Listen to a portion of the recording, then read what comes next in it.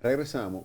Bueno, el factor peroso, el factor riqueza, así ya no es verdad que el que tenga dinero en el banco es rico. No es verdad. Si tiene dinero en el banco y no produce, no puede ser rico, porque el dinero se le puede, en una crisis, esfumar. Entonces, ya hoy riqueza, medir riqueza debe ser sobre salud de calidad, educación de calidad, ciencia, tecnología, bienestar y felicidad.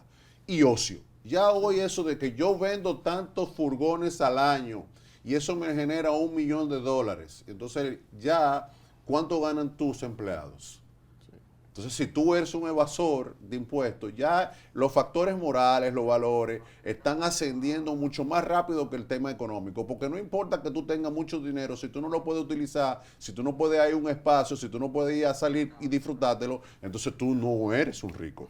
Tú realmente eres un dependiente deudor de un sistema extractivista que te hace cada día más pobre. Ahora bien, si tú tienes comida, educación, salud, etcétera, entonces tú eres un ser humano que vive en un estado desarrollado. Italia no puede ser un estado desarrollado. Miami no puede ser un estado desarrollado. Porque si tú vas a una clínica de Miami, te mueres.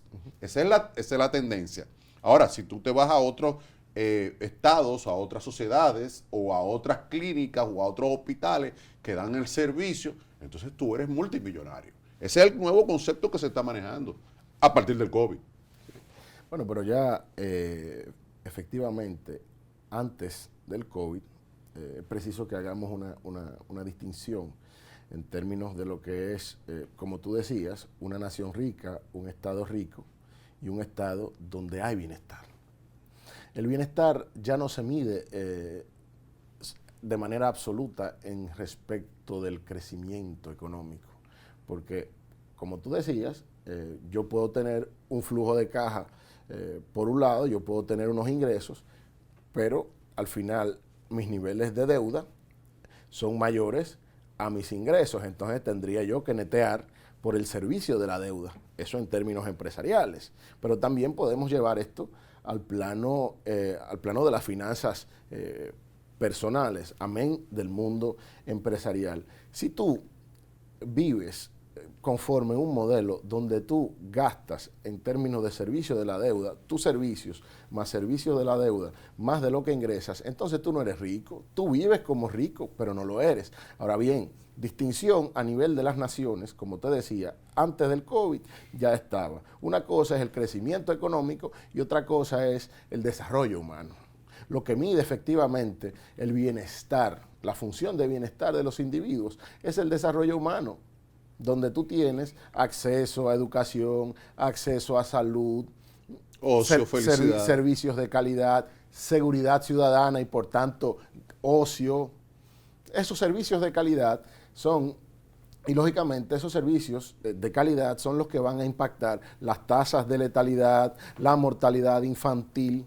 Entonces, esto tiene, estos indicadores que ya están recopilados por las Naciones Unidas en un índice, que es el índice de desarrollo humano, tiene mucho más peso en la sociedad contemporánea, en el día de hoy, que el crecimiento económico, porque podemos tener países que crecen y todavía tú ves que las estadísticas y los datos sensacionalistas sobre crecimiento económico no recogen la tasa de homicidios, la tasa de letalidad infantil, sino que están diseñados para crear impacto y de alguna manera crear confianza, un entorno de confianza en los operadores económicos y financieros. Pero si ese crecimiento no se derrama, si ese crecimiento no es equitativo, medido en términos de la concentración de la riqueza con el indicador de concentración de Gini y la curva de Lorenz, entonces ese crecimiento no es desarrollo.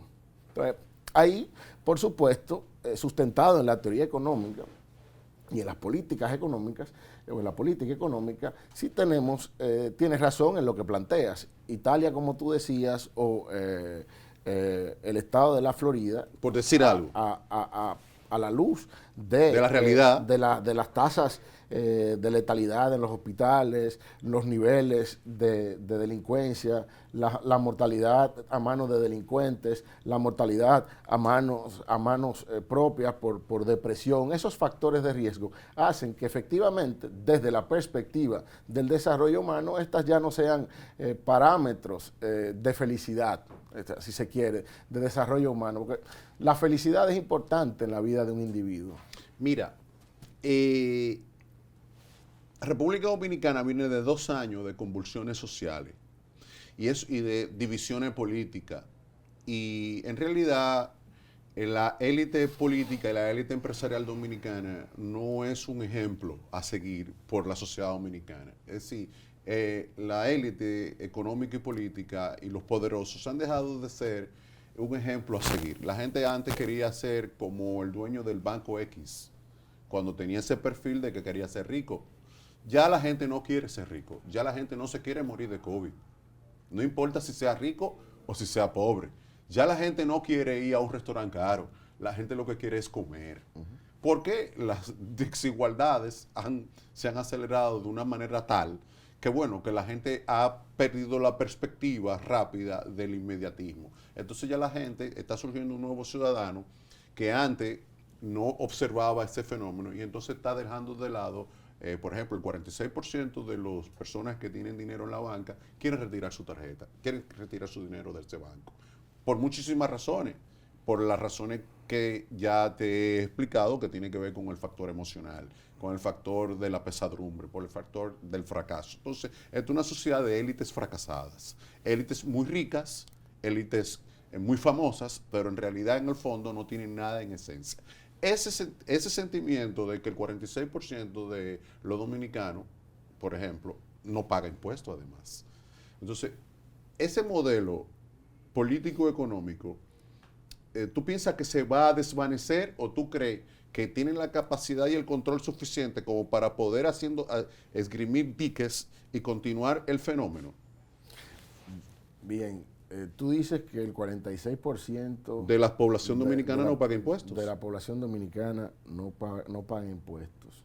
Bueno, los estados, los gobiernos están precisamente para, a través del presupuesto, reciben ingresos y redistribuyen esos ingresos a la población, procurando fomentar el bienestar, procurando que la salud y la educación, entre la salud y la educación lleguen a aquellas fases de la población que no tienen la capacidad para producir. Otro de los elementos que deberían fomentar los estados es precisamente incubar empresas, para que no veamos el modelo de los empresarios que nos quitan todos. Pero pero dije empresarios y dije élite política y dije... élite política y empresarios. Mira, y permíteme disentir en respecto a este sentir, porque tú tienes aquí, precisamente en los últimos años, previos a la pandemia, en los últimos 2 años, donde veníamos de una serie de manifestaciones en contra del gobierno pasado, que vimos que el pueblo tenía razón y la sociedad civil, pero también la clase media, esas protestas tenían razón, porque hemos visto cómo muchos están siendo procesados en virtud de delitos, soborno, corrupción y demás. Esto es lo que hay que tratar de corregir. Si tú quieres equilibrar estos pero háblame de lo de... Debe empezar por ahí. Pero el 46%, por ejemplo, es que hablé de élites. Ok, pero... Entonces, mira qué ocurre, mira lo que quiero, a dónde yo quiero llegar.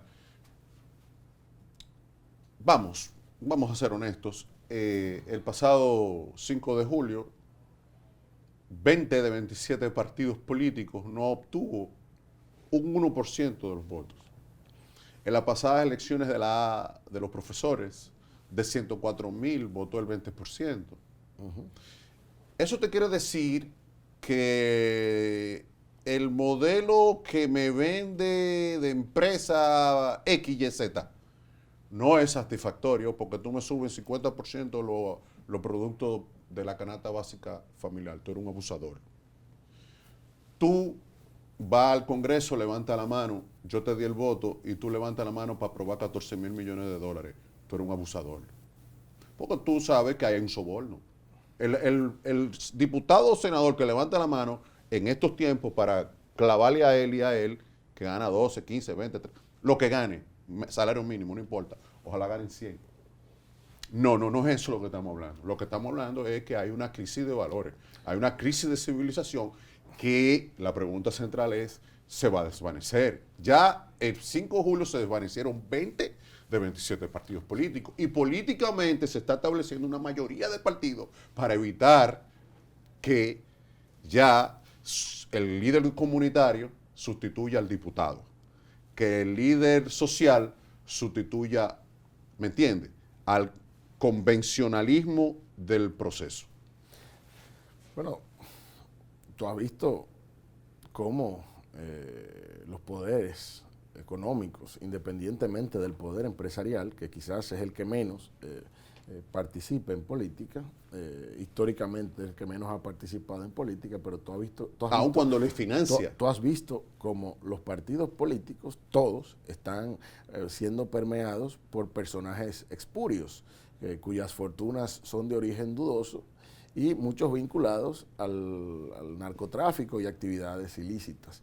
Entonces yo pienso que en la sociedad ideal, o en lo que todos debemos trabajar, independientemente de la militancia partidaria o de la pertenencia a la sociedad civil, es en garantizar la representatividad y no que el dinero de donde éste llegue sea el que compre los votos. Y eso es lo que está pasando, Juan Carlos. Fíjate lo que dijiste, sociedad civil.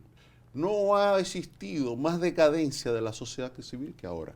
Pero la sociedad civil se ha prestado a la actual, al tema del apoyo del modelo de empresa privada. Es decir, fíjate cómo la sociedad civil criticó al político profesional en su momento y le dijo ladrón.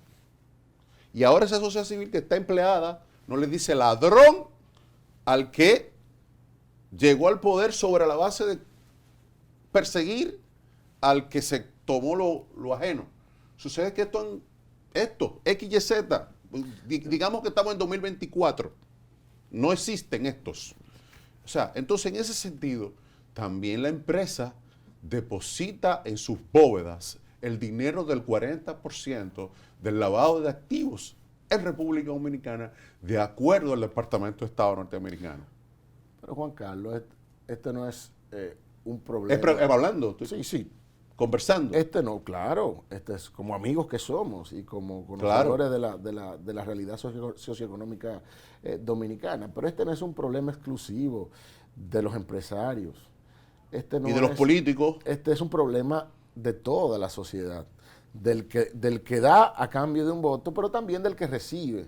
Entonces, ¿cómo tú combates eso? Tú combates eso con educación, con creación de conciencia, con creación de mecanismos de control del origen espurio de los fondos, con ciertamente en el seno, en el marco de una reforma fiscal como la que se prospecta, evitar subsidios, pero tienes que evitar subsidios a sindicatos, no necesariamente debes ampliar la base impositiva. Las exenciones. Tienes que crear... Las exenciones tributarias. Tienes que abatir las exenciones, pero entonces tendrías un problema político por otro lado. Y disminuir la inflación. Porque si tú quitas determinados beneficios a la creación de empresa, entonces ese empresario no puede hacer empresa y tiene despidos masivos. Entonces yo no entiendo. Tiene delincuencia. Pero la pyme no es subsidiada. Fíjate cómo la pyme no es subsidiada. Y no es subsidiada para darles a estos 7, 8, 9, 10 apellidos. Tenemos que empezar a hablar, tenemos que ir a una pausa. Tenemos que empezar a conversar a partir ya de que este es bueno y este es malo. No, eso es binario, eso a nosotros no nos interesa. Una pausa, tenemos que ir a una pausa técnica. Bien. Tú tendrás 20, 15 minutos para decir lo que entiendes, hermano. Solo que quiero ratificar antes de ir a una pausa allí que la desigualdad ya no se está dando abajo.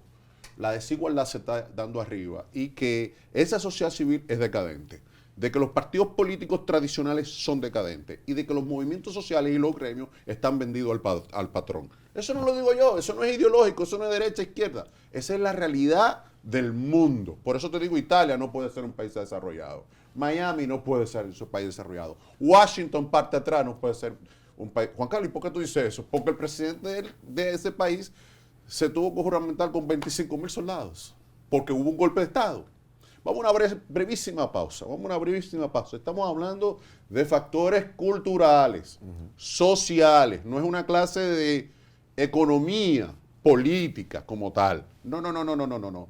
Y tampoco es, si estoy en Venezuela y no me llega la comida, no estoy con Maduro, porque hay un problema, por ejemplo. Ahora, si Maduro me resuelve el problema de la comida, es bien. Si aquí X, Y, Z me resuelve el problema de la comida, está bien. Pero si no resuelve, los sistemas no resuelven los problemas, entonces hay que buscar la fórmula de crear otros sistemas de bienestar que permitan salir de la contracción de la élite política y empresarial, que no es un ejemplo. Pausa, regresamos, no se vaya.